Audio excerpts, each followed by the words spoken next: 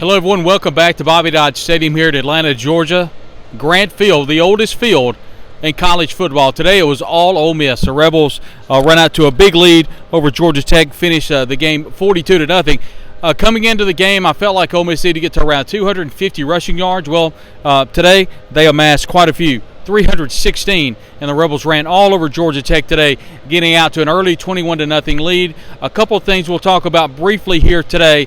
I thought the running game was exclusively, it was huge under Quinshon Judkins. The question is who's the number one running back? I think very easily it could be Quinshon Judkins or it could be Zach Evans.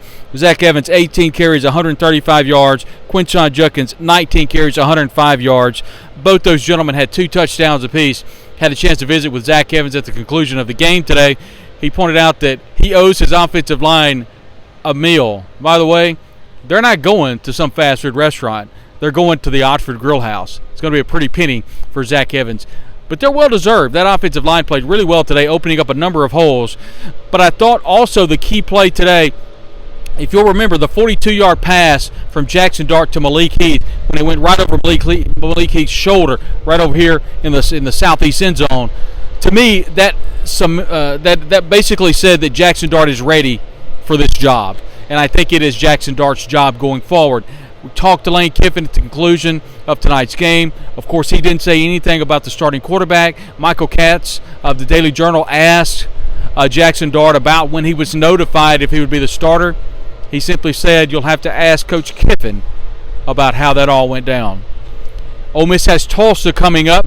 Should be an interesting game.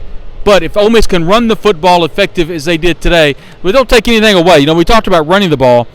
I thought Ole Miss played well. I thought Jackson Dart threw the ball as well.